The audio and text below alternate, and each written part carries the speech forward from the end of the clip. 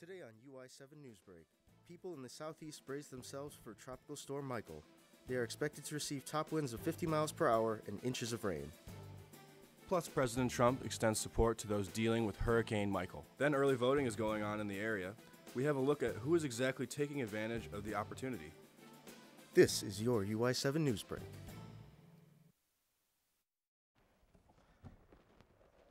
Hello, I'm Jacob Diaz. And I'm Will Bro.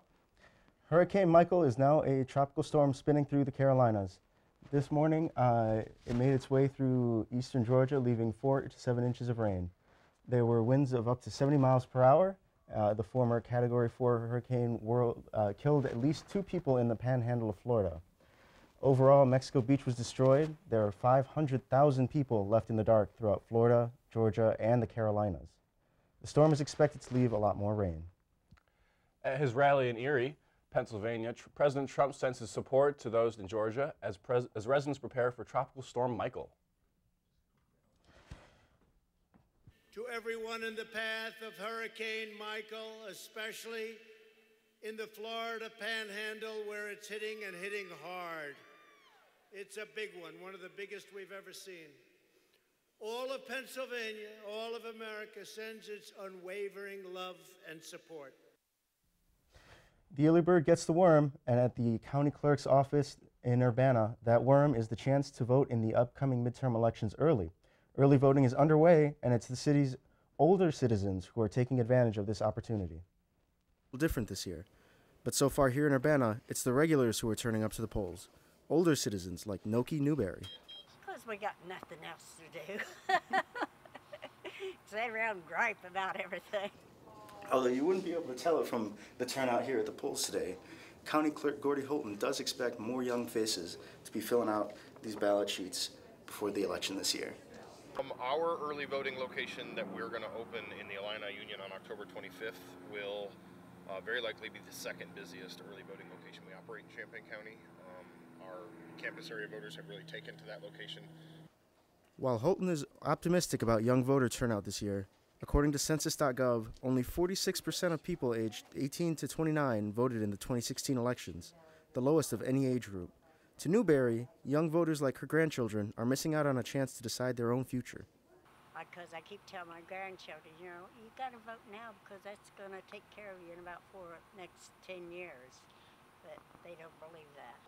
Young voters have the opportunity to be part of the political process, and Newberry thinks they should not take that lightly. Yes, I think as soon as they turn 18, they ought to register and start voting right then.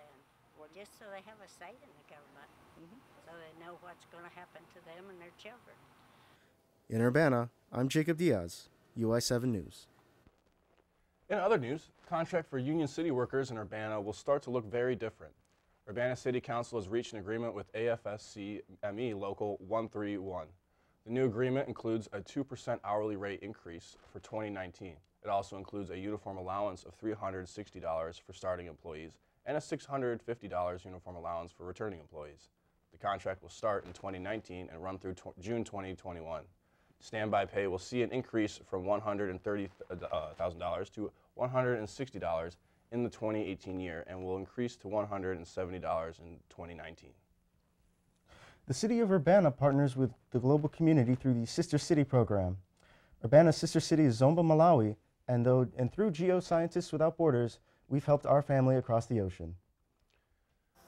Zomba, Malawi is over 8,000 miles away from the Urbana-Champaign community in the region of Southeast Africa.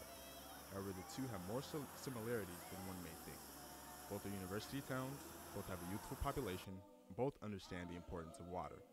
Dr. Zuze Dulania of the University of Malawi partnered with Illinois State Geological Survey senior geophysicist Tim Larson to bring that water to Urbana's senior city. We have been implementing a project with Illinois University, a project called Capacity Building Geophysics Project in Malawi. Delegates from the University of Malawi, including Dr. Zuze, have come for the first time to the United States and engaged in conversation. The Sister Cities program allows connection between cities on 2 different complete sides of the world, but it allows them to come together, find their similarities, as well as help each other along the way. Where we have a partnership between the University of Illinois and the University of Malawi. We purchased equipment. I went over there and trained them how to use it with their graduate students, their faculty, so now they can apply that same technology to finding water there. And part of it then was to show them exactly how to do it. So we had 4 villages that we went out and found water resources for them, made boreholes, and now they have water resources at those villages. So that was an extra benefit to this project. Dr. Zouza is hopeful for the continued partnership that the sister cities have and is looking forward to enjoying the rest of his stay in the States. We pray that support will always be there, and we hope that in our efforts to mobilize funding, we'll be able to identify funding and sponsors who should be there to continue with this relationship. For UI7 Newsbreak in Urbana, Illinois, I'm Steve Moody. After the break, we are going to take a look at last weekend's Oktoberfest activities. We'll be right back.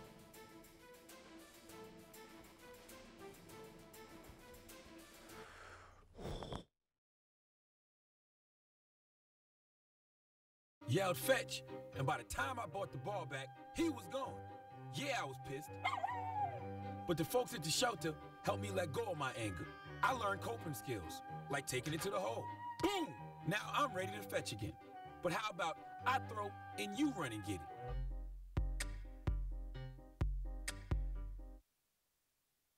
it? Testing. Why did the girl ask the mushroom to dance? Because he was a fun guy.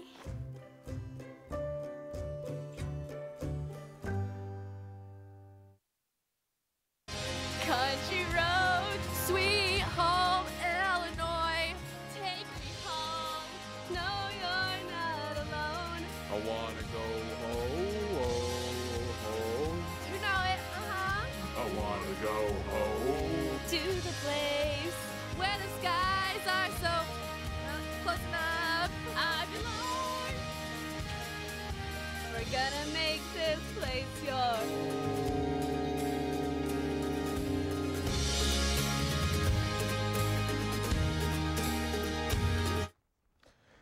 Now we're going to take a look at your weekend weather update. It's finally starting to feel like October outside. On Friday, it's going to be sunny with a high of 49 degrees, and it drops to a low of 35 degrees tomorrow night. Saturday will be cloudy with a high of 56 degrees and a low of 43 degrees. And on Sunday, we have a high of 58 degrees and a low of 37 degrees. I don't think we're going to be having any more of those 80-degree October days, Will. Yeah, unfortunately. Although there's no rain in today's forecast, last weekend there was plenty of it. Despite the rain, the 6th annual Oktoberfest was this past Saturday in downtown Champaign. The atmosphere was as if you were actually in Germany. The residents of Champaign County area gathered at the event last weekend and enjoyed some locally brewed beer, as well as some more tasty German foods. The festival went from until 3 p.m. until midnight that night, and was held at the corner of Neal and Washington. Families got to see live bands perform polkas and waltzes, even through the rainy weather that occurred throughout the day. Many people showed their German spirit by wearing lederhosen and danced to traditional German music. Proceeds from this event was to benefit the Development Services Center, which is a group that helps benefit those who suffer from disabilities. Our UI7 Newsbreak correspondent John Nudera got the chance to go behind the scenes at a local craft brewery. He had the opportunity to see firsthand how a few craft beers were made.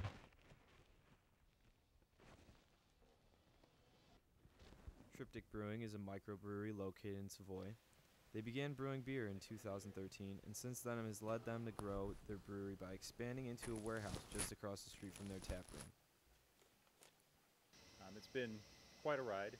We started with a very small 3-barrel system 6 years ago now, and it was quite an ordeal to get going, and we weren't ever quite sure we were going to get this far. For what started out as a small hobby in a garage, owner and head brewer of Triptych Brewing, Anthony Benjamin, has brewed a legacy. Triptych brews their beers about 3 times a week, and their beers range from ciders, lagers, and IPAs. With me right here is the first step in the process, which is milling the grain down so it can be prepared for the next step in the process. Some kegging machines that I've worked with before, you're only filling 1 keg at a time. With this, if we're doing 4, it's speeding up the process so we can get to other tasks that need to be taken care of. This year, Triptych has put out 840,000 pints of beer and is on track to put out 1.4 million next year. We just recently opened this new facility for production. We went from a 15-barrel manual brew house to a 15-barrel automated brew house and have increased our production already twice. In Savoy, I'm John Udera, UI7 Newsbreak. On Monday, schools all over the United States had the day off in observance of Columbus Day. But the University of Illinois on Monday marked the first official celebration of the National Indigenous Peoples Day. This choice to avoid celebrating Columbus Day comes shortly after the university's Student Senate spoke with the Peoria tribe in Oklahoma about the controversial chief mascot. The tribe and Senate took a vote and came to an agreement that the chief should no longer be used as a mascot because of the racial discrimination. It is said that the chief will not be making an appearance in this year's homecoming parade after protests stopped the parade last year. The organization known as Students for Chief Elidawick will still march in the parade wearing their chief shirts. The Fighting Illini football team doesn't have the chief on their uniform, but they do still represent the orange and blue. The team won their first Big Ten game since 2016 against Rutgers on Saturday. The final score was 38-17 with an Illinois win. This is a good sign because as of Wednesday night, the team is without one of their star players. Sophomore safety Bennett Williams was kicked off the Illinois football team for a violation of team rules. Williams was named a freshman All-American after last season, but he only played in one game this season due to suspension and injury. The Illinois football team faces Purdue in the homecoming game on Saturday. The MLB playoff season is well underway. The two best teams from the American League and the National League have taken their division wins and are heading into the League Championship Series. The Boston Red Sox clinched their American League division title on Tuesday in a game close against the New York Yankees. They won 3 out of 4 games and had the crowd biting their nails all the way to the end. Boston will have the opportunity to redeem themselves after last year's playoff loss against the 2017 World Series champions, the Houston Astros. Game 1 is in Boston on Saturday. Game 1 of the National League Championship Series starts tomorrow in Milwaukee. The Brewers will be up against the Los Angeles Dodgers. Neither team faced much trouble in the division series, with the Dodgers taking 3 of 4 from Atlanta and Milwaukee sweeping the Colorado Rockies. If the reigning pennant winners from Los Angeles advance, we could see a rematch of last year's World Series. But the Brewers have won 13 of their last 14 games and are looking to advance to their first World Series since 1982. Will, are you a big baseball fan at all?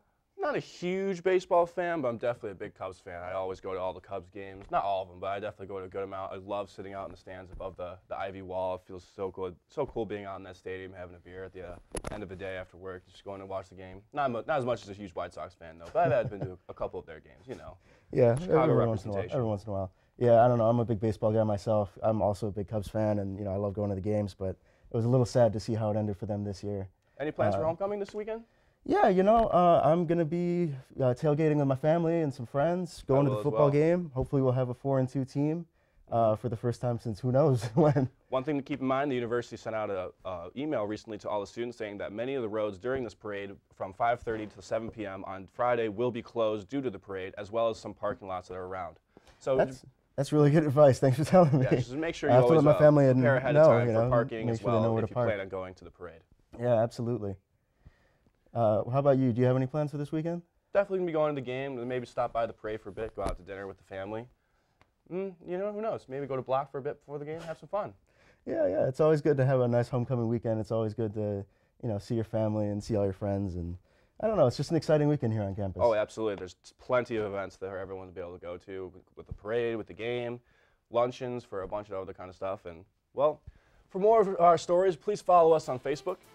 Or look for more of our stories on our YouTube page. That's all we have for this weekend's edition of UI7 Newsbreak.